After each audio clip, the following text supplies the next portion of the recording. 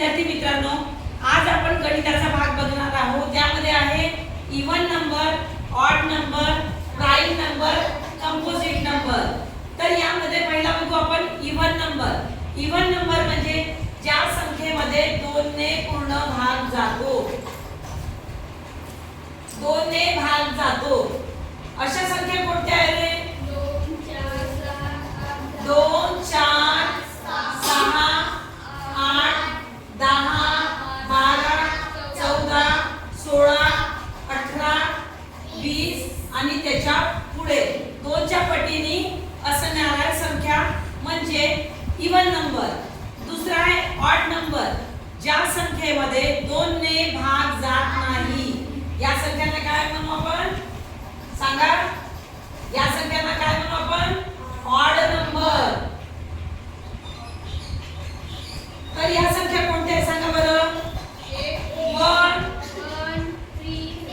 3 5 7 9 11 13 15 17 19 21 आणि त्याच्या पुढे. आता नंतर काय? तिसऱ्या नंबरचं काय? प्राइम नंबर, ज्या संख्येमध्ये 1 नी आणि त्याच संख्येने भाग जातो.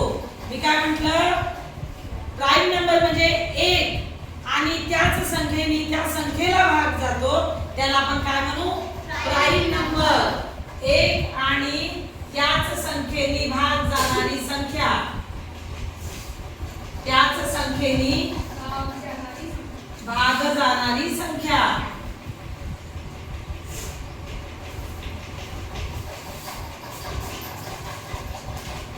एक आणि त्याच संख्येने भाग जाणारी संख्या म्हणजे प्राइम नंबर.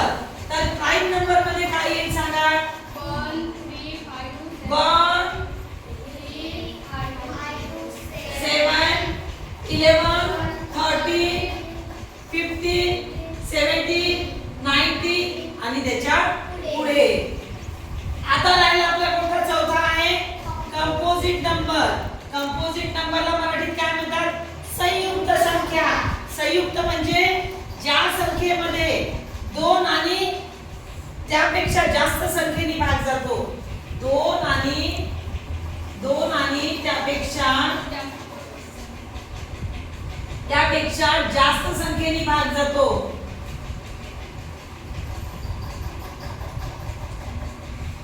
दोन आणि त्यापेक्षा जास्त संख्येने भाग जातो त्याला आपण काय म्हणू?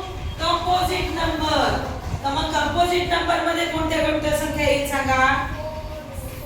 4 6 8 10 12 14 16 18 20 22 आणि त्याच्या पुढे.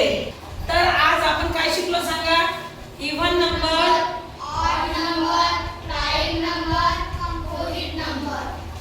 तर आपला इव्हन नंबर मध्ये 2 ने भाग जातो. ऑड नंबर मध्ये 2 ने भाग जात नाही अशा संख्या. प्राइम नंबर मध्ये 1 आणि त्याच संख्येने भाग जातो अशा संख्या.